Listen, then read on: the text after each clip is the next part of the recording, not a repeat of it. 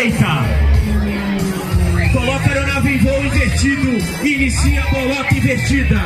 Uma curva de 360 graus em voo invertido, onde o piloto experimenta menos 2 vezes a força da gravidade. A mesma sensação de estar sendo expulso da aeronave. O sangue vai todo para a cabeça nesse momento.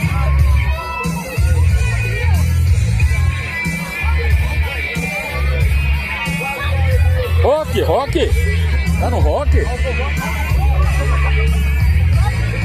Olha, vai, roqueiro!